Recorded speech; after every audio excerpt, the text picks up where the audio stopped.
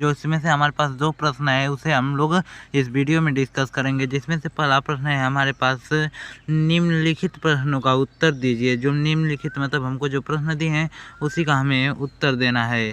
तो हमको उन निम्नलिखित प्रश्नों का उत्तर देना है। तो चलिए देख लेते हैं प्रश्न क्या है। तो हमको इसमें 4 प्रश्न दिए हैं, तो चारों के उत्तर देख लेते हैं। पहला प्रश्न हमसे क्या कहा है, किस प्रकार के कार्यक्रम को सबसे अधिक देखा गया है। जो पहला प्रश्न कर रहा है वो कर रहा है किस प्रकार के कार्यक्रम को सबसे अधिक देखा गया है। तो यहाँ पर देखिए एक हमको वृत्त में हमको आंकड़े दर्शाए गए हैं। जैसे यहाँ पर देखिए सबसे ज़्यादा किसको दर्शाया है, यहाँ पर 55% हमें दर्शाया है। किसे 55% दर्शाया है, मनोरंजन को। तो इसका जो राइट आंसर होगा वह मनोरंजन होगा। जो इसका राइट आंसर होगा वह 55% मनोरंजन होगा। उसके बाद हमारे पास दूसरा प्रश्न है, किस प्रकार के कार्यक्रम को कम देखा गया है। मतलब जो सबसे कम देखे जाने वाले कार्यक्रम को पूछा है। तो यहाँ पर देखिए ज्ञान पद को कम देखा गया है। ज्ञान पद को सबसे कम देखा गया है, मतलब जो ज्ञान के टीवी चैनल होते हैं उन्हें सबसे कम देखा गया है। उसके बाद हमारे पास तीसरा है, समाचार देखने वाले दर्शकों का परसेंटेज क्या है। तो समाचार मतलब यहाँ पर समाचार तो कितने प्रतिशत लोग देखे हैं, 25%। तो इसका जो राइट आंसर होगा वो कितने परसेंटेज होगा, 25%। यहाँ पर 25%। उसके बाद हमारे पास चौथा प्रश्न दिया है, मनोरंजन कार्यक्रम के अतिरिक्त अन्य कार्यक्रम को देखने वाले दर्शकों का कुल कितना प्रतिशत है। मतलब जो है हमको मनोरंजन दिया है 55%, इसको छुड़ाकर और यह जो हमको 3 कार्यक्रम बच रहे हैं यह कितने प्रतिशत लोग देख रहे हैं। तो पहले हम तीनों का आपस में जोड़ देंगे। तो पहले कितना प्रतिशत है, पहले 25%। तो पहले हम 25% वाले को जोड़ लेते हैं। तो 25% वाले को जोड़ेंगे तो पहले यहाँ पर लिखेंगे 25 प्लस के बाद फिर उसके बाद 15%, फिर उसके बाद 5 जोड़ देंगे। तो यहाँ पर 5 5 10 और 5 15। तो इसका कितना हो जाएगा, 15 को 5 यहाँ पर हासिल बचेगी 1 और यह 3 हो जाएगा, 3 1 4 मतलब 45%। तो कितने प्रतिशत समाचार को नहीं देख रहे हैं, मनोरंजन को कितने परसेंट बच्चे नहीं देख रहे हैं, 45% नहीं। मतलब कि मनोरंजन को छोड़कर जो चौथे का आंसर होगा, इस चौथे वाले प्रश्न का जो आंसर होगा वह 45% होगा। कि मनोरंजन कार्यक्रम के अतिरिक्त मतलब मनोरंजन को छोड़कर और सभी चैनलों पर खाली सिर्फ 45% ही लोग जा रहे हैं।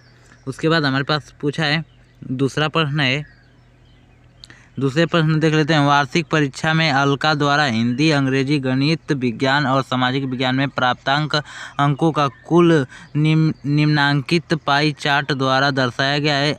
यदि अलका ने कुल 540 अंक प्राप्त किए थे। अलका ने कुल अंक कितने 540 प्राप्त किए थे।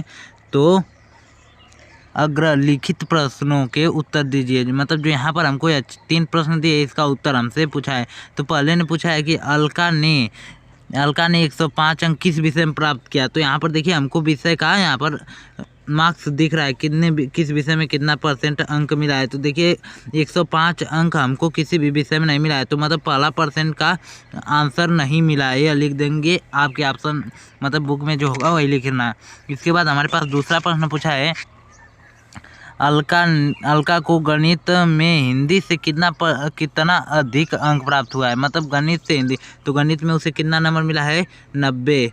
गणित में उसे कितना नंबर मिला है, गणित में उसे मिला है 90। उसके बाद हिंदी में उसे कितना मिला है, 70। गणित में 90, हिंदी में 70। इसे घटा देंगे तो कितना आएगा, 20। तो अलका ने कितना प्रतिशत हिंदी से कितना प्रतिशत अधिक गणित में अंक पाई है, तो 20 अंक अधिक पाई है गणित में। उसके बाद हमारे पास जो तीसरा प्रश्न है वो क्या करा है, जांच कीजिए कि क्या अंग्रेजी और हिंदी के प्राप्तांकों का योग विज्ञान और सामाजिक विज्ञान में प्राप्तांकों के योग से कम है या अधिक। तो यही हमको जांच करना है। तो हम लोग जांच कर लेते हैं।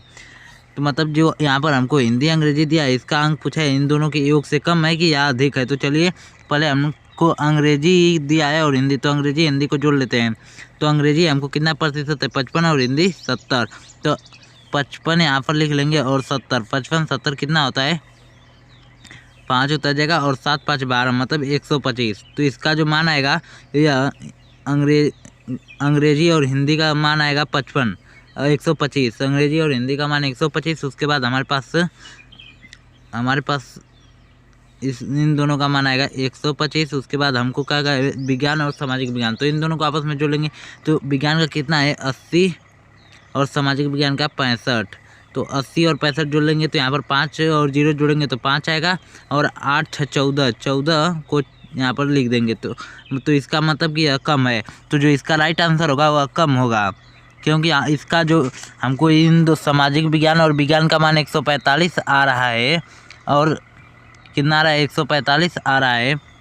145 माइनस कर देंगे मतलब कि बराबर, उसके बाद हमको कितना का है हिंदी और अंग्रेजी का 125 आ रहा है। तो कैसे बराबर होगा, तो मतलब यह बराबर नहीं, मतलब यह जो है मान है यह कम है, यह मान जो है यह कम है, यह वाला मान हमारा कम है, यह वाला मान अधिक है।